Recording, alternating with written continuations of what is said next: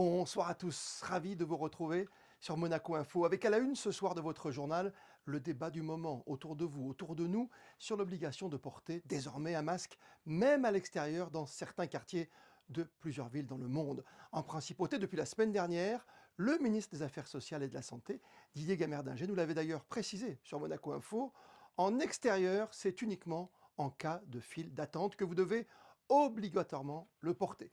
Nous verrons d'ailleurs ce que vous en pensez dans un instant. Vos informations pratiques, quotidiennes bien sûr, le meilleur des réseaux sociaux et votre actualité prête chez vous, comme chaque soir au sommaire de cette édition, où nous ferons le point sur la musique, les prochains concerts avec le directeur artistique de la Société des Bains de Mer, Jean-René Palacio, et on terminera, une fois n'est pas coutume, ce journal par les sports avec la réouverture du karting d'or au parking des pêcheurs et invité ce soir le pilote de l'écurie monégasque Rocket Venturi Racing, Eduardo Mortara, à la veille de la première manche d'une fin de saison de e-Grand Prix, plus que perturbée avec pas moins de 6 Grands Prix à disputer en une semaine au même endroit, en Allemagne, à Berlin. Mais sans plus tarder, voici votre point info du jour. C'est avec vous, Sandrine Naik, bonsoir, et une date butoir d'importance pour certaines de nos entreprises. Bonsoir Christophe, bonsoir à tous. Cette information liée à la commission d'accompagnement à la relance économique. Celle-ci repousse son délai de dépôt des dossiers. Un délai supplémentaire a été accordé afin de demander l'intervention de la CARE. Je vous le rappelle, les entreprises fortement impactées par la crise sanitaire peuvent soumettre leurs difficultés puisque la CARE a pour objectif d'offrir un accompagnement ciblé aux entreprises, sous certaines conditions bien évidemment visibles sur le site internet du gouvernement princier. Les dossiers peuvent être envoyés jusqu'au 7 août inclus, vendredi donc. Les travaux tout près du CHPG avancent bien, Sandrine. Oui, nous vous en parlions il y a quelques jours. Un rocher menaçait de tomber de la falaise qui surplombe le tunnel menant au CHPG depuis le boulevard de Belgique. Du 31 juillet au 2 août, des opérations ont été menées sur place afin d'écarter tout risque et elles ont été en partie réalisées par des alpinistes. Une seconde phase de travaux a débuté, mais la circulation qui était interrompue peut reprendre sous le tunnel du CHPG cette semaine en alternance. Voiture, bus, sachez que la priorité est donnée aux véhicules de secours. Hercules approche. Le meeting est prévu pour le 14 vendredi prochain. Parmi les noms qui ont confirmé leur présence, la Jamaïcaine Elaine Thompson, Béatrice Chepkwech, athlète kenyane. On retrouvera également les athlètes américains Grant Holloway et Donovan Brazier, la Polonaise Justyna Swiatek. Champions du monde et d'Europe seront donc au rendez-vous. Les billets pour assister à l'événement sont toujours en vente sur le site officiel du meeting Hercules. Des règles sanitaires strictes et les gestes barrières seront appliqués. La jauge de spectateurs a été fixée à 5000 personnes. Merci Sandrine. À tout à l'heure pour le point info pratique comme chaque soir dans votre journal sur Monaco Info. Des mesures barrières, on l'a compris, à respecter au cœur de l'été, distanciation, lavage des mains ou utilisation de gel hydroalcoolique, port du masque en intérieur bien intégré désormais, pas loin même pour certains d'être un réflexe. Et puis depuis la semaine dernière, on le disait, en extérieur dorénavant, l'obligation de conserver ce masque sur le visage dans les différentes files d'attente à Monaco, chez nous. Alors que chez nos voisins italiens et français, il ne concerne, rappelons-le, que des endroits, des quartiers bien spécifiques. Rajoutez à cela ici, depuis la semaine dernière, un test PCR pour les clients des hôtels en provenance d'une zone à risque. Alors, que pensez-vous de toutes ces nouvelles mesures? Frédéric Elion est allé à votre rencontre. Moi, je pense que c'est une très bonne mesure. Je pense qu'il faut protéger la population et porter un masque, c'est pas la fin du monde. Donc, je pense que si on peut protéger les gens autour de soi et surtout les personnes un peu plus âgées, c'est une très bonne chose et puis c'est pas désagréable. Oui, je pense que c'est une bonne idée parce qu'en général, dans les files d'attente, les distances ne sont pas tellement respectées, donc c'est plutôt pas mal, oui. Je trouve qu'il y a beaucoup de gens qui ne portent pas le masque, les personnes aussi qui ne respectent pas la distanciation nécessaire. Donc je trouve, oui, je suis absolument pour, oui. Après maintenant, il faut voir si ça va continuer. On verra bien comment ça se passe. Après, moi aujourd'hui, je suis que de passager. Je suis en vacances, mais voilà, après il y en a le porte partout. C'est vrai que dès qu'on doit rentrer dans des lieux publics et tout ça, on doit le porter, c'est très bien. Ça rassure tout le monde, parce que vous voyez, comme à ce moment-là, il y a beaucoup de monde, beaucoup de gens qui sont partout. Je pense que c'est une mesure nécessaire. pense peut-être qu'il faudrait tester tout le monde à ce moment-là. Voilà, pas forcément faire un clivage selon de quel pays ils viennent, mais sinon dans l'idée, effectivement, non, je trouve que c'est plutôt une bonne chose malgré tout. Voilà, il faut faire attention. Voilà pour vos réactions. On a bien intégré cette notion de port de masque obligatoire visiblement dès qu'il y a de l'attente aussi, que ce soit désormais au restaurant, devant une enceinte sportive, un musée ou autre lieu de spectacle. Les spectacles, un secteur durement touché pendant cette crise sanitaire et qui petit à petit relève enfin un peu la tête. Avec nous ce soir justement, le directeur artistique de l'ASBM, Jean-René Palacio. Bonsoir à vous. Bonsoir Christophe, oui, c'est une saison un peu particulière et l'idée c'était d'amener un peu de musique, je dirais au compte-gouttes, compte tenu de la situation sanitaire. On va commencer par un concert qui est presque un concert privé à l'Opéra Garnier le 14 août avec le groupe de bel canto pop, c'est une nouvelle formule, Il Volo. Vous savez que la capacité de Garnier est réduite, puisqu'on n'a plus que sur 500 et quelques places, on a 230 places. Donc, il faut venir avec son masque. Il y a quelques places à vendre au public. Ce sont des soirées qui sont beaucoup tournées vers notre clientèle des jeux, notre clientèle casino. C'est important pour nous d'amener du monde à nouveau à Monaco. Et j'espère que la musique y contribue. C'est vrai qu'il n'y a pas eu de concert, il n'y a pas eu de concert pendant tout l'été. Voilà, vous avez été obligé de tout annuler, ça a dû être un crève-cœur. Oui, c'est très très dur. C'est très dur parce qu'on n'a pas l'habitude, parce que toutes les équipes attendent la période estivale, parce que c'est quand même un moment où on s'éclate, entre guillemets, au niveau professionnel.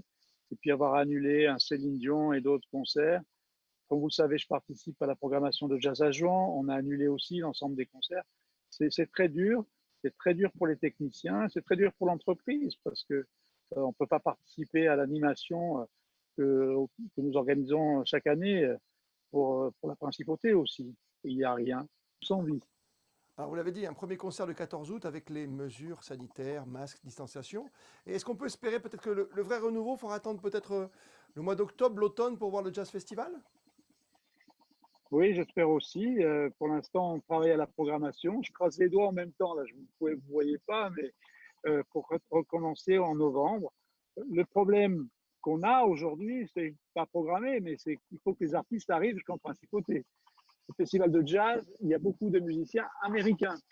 Donc, comme on a un très beau projet pour les 15 ans du festival, avec l'Orchestre Philharmonique et Marcus Miller, on espère que Marcus pourra arriver jusqu'à Monaco. Alors voilà, chaque jour on regarde, on suit avec attention l'actualité sanitaire. Et c'est pas simple pour des pays qui sont évidemment dans la difficulté encore plus que nous l'avons été, peut-être en Europe, on passe évidemment aux États-Unis, vous avez raison Jean-René Palacio. Autrement, est-ce qu'on peut imaginer un festival avec plus d'artistes français? Alors l'idée, c'est un scoop, l'idée c'est de retrouver Marcus avec un All-Star, un All-Star French, avec des musiciens français, et l'Orchestre Philharmonique. Vous savez avec l'orchestre, il y a eu une collaboration cet hiver. Ils ont fait un très beau clip autour d'une musique de Donny Hathaway. Oui, on en parlait hier soir. Sur YouTube. C'était magnifique. Voilà, et cette collaboration avec l'orchestre, on s'est dit, et si on faisait un live, et si quelque part on pouvait rendre hommage aux soignants à travers cette soirée. J'en ai parlé au prince souverain, et qui a trouvé que l'idée était bonne. Donc, comme il a toujours des bonnes idées, toujours envie qu'on innove, on va faire cette soirée. Voilà. Est-ce qu'il y a d'autres concerts qui seront annoncés entre? Parce qu'on sait par exemple que Céline Dion, malheureusement, ne reviendra pas, tout de suite. No comment sur le sujet. C'est vrai que c'est un vrai problème les artistes, c'est de retrouver des dates. C'est pas qu'elle viendra pas ou quoi, c'est retrouver une date qui correspond à sa tournée, parce que tout a changé. Voilà, le regret, c'est bien sûr de ne pas avoir pu faire ce concert sur la place du Casino qu'on attendait tous. Croisons les doigts, espérons, et voilà. On dit que dans cette période, vous avez beaucoup réfléchi comme un artiste à je sais pas moi, un concert ultime, à quelque chose d'assez géant. Qu'est-ce que vous n'avez pas encore pu faire à Monaco finalement? On peut faire beaucoup de choses, puisqu'on a déjà utilisé le stade, on a fait des choses sur la place du Palais avec le camarade Salim. Voilà, l'idée maintenant, c'est faire quelque chose, d'avoir une belle image sur la place du Casino. Cette nouvelle place qui est magnifique. Et voilà, amener un public, voilà, comme on aurait aimé faire avec Céline. Donc, on bosse beaucoup et le président Biamonti l'a dit, a essayé de récupérer l'artiste pour faire finalement ce beau concert. Merci mille fois, Jean-René Palacio. À très bientôt sur Monaco Info. Merci à vous. Au revoir. De la culture au sport, il n'y a qu'un pas et plaisir de retrouver le goût du pilotage dans un lieu très prisé des frères Leclerc, Arthur et Charles. C'est le karting d'or et c'est une superbe nouvelle pour les amateurs de sensations fortes. Le circuit a rouvert ses portes jeudi dernier avec en plus quelques petits aménagements. Le reportage de Vanessa Dessy. Rouler à pleine vitesse en plein cœur de la principauté, c'est désormais à nouveau possible. La piste de kart indoor entame une nouvelle saison. De nombreuses nouveautés ont été élaborées par les équipes de Clivio Piccion. Cette année, le tracé qui pourrait être inversé à la mi-saison a été totalement repensé. À la demande des clients aussi, on a souvent eu des retours pour avoir des nouvelles choses, essayer d'améliorer, de rendre plus complexe tout le tracé. Donc on a rajouté 4 virages sur la totalité, du fait qu'on a déplacé nos stands et l'accueil client en dehors du circuit. Il est beaucoup plus technique, ouais. Donc c'est plus compliqué à maîtriser le temps autour, à faire des beaux temps et donc plus de challenge pour tous les clients. Le kart indoor lance également en exclusivité la Driving School Academy durant toutes les vacances scolaires. À partir de 10 ans, les enfants sont pris en charge. Découverte et perfectionnement, plusieurs formules sont proposées. On a mis ça en place tout récemment, les matins de 10h à midi et en début d'après-midi de 13h à 15h, du mardi au vendredi pendant toutes les vacances scolaires, donc tout le mois d'août et aussi les vacances d'octobre, de Noël et de février. Si on reste encore jusqu'à là. Et oui, en attente d'autorisation, l'objectif de cette installation est de perdurer en enchaînant la saison estivale et hivernale sans interruption. Vanessa Dessy, merci à vous. On reste dans le domaine de l'automobile avec une drôle de reprise en Allemagne pour la suite et la fin du championnat du monde de Formule E, la formule électrique, avec 6 grands prix en à peine une semaine sur le circuit de Berlin en Allemagne, où l'on retrouve en duplex l'un des pilotes de l'écurie monégasque Rocket Venturi Racing, Eduardo Mortara. Bonsoir. Bonsoir. On termine tout d'un coup finalement, on reste à Berlin, c'est ça, pour une dizaine de jours avec des grands prix et des séances d'essai qui démarrent dès ce mercredi. Voilà, tout à fait.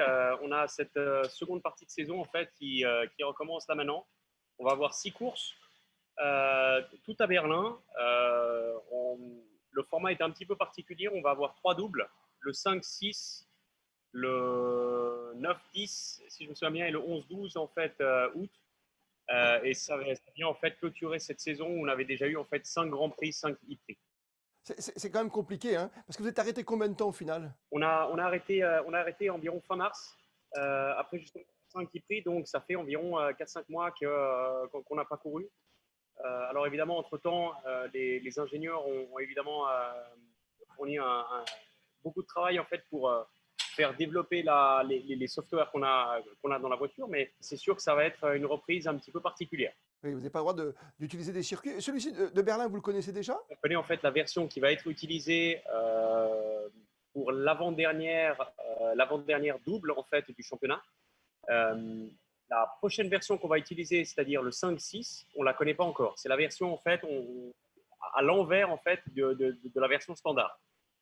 Où en sommes-nous justement dans l'écurie Venturi aujourd'hui? Est-ce qu'on est bien placé? Est-ce qu'on va aller chercher les premiers rôles? Vous savez ce que c'est déjà vous de gagner, vous l'avez déjà fait. Hein.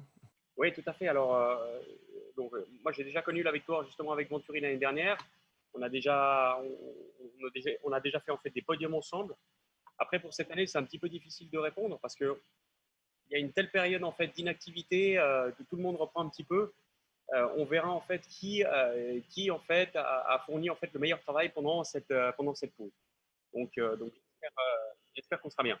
Ce qui veut dire que là, on fait un petit baroud d'honneur pour cette saison et on redémarre tranquillement, on l'espère tous, pour une saison 2020-2021.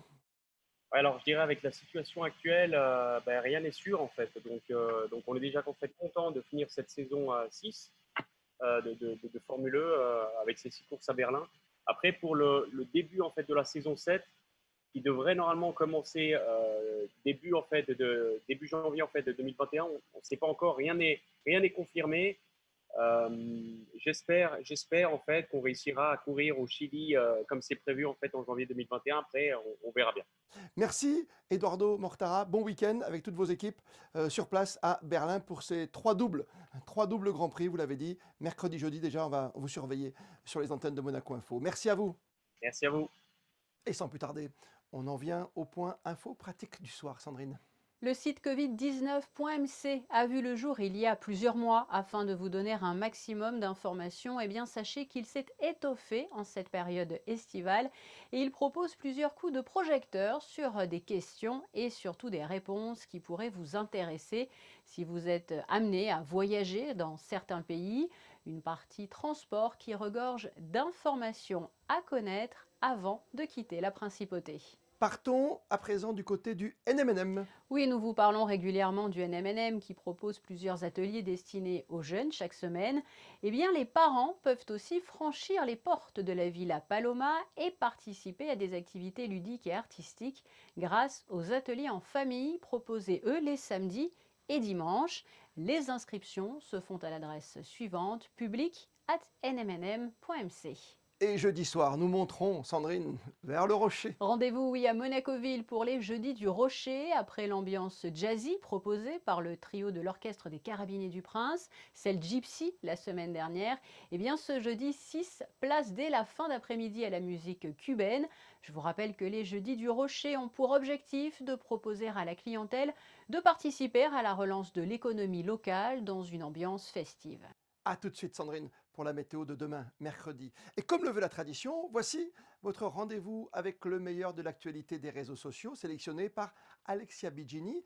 Des sportifs, des chiens, des chats, des animaux et des fruits. Tout ce qui a fait le buzz à travers le monde ces dernières heures, all over the world.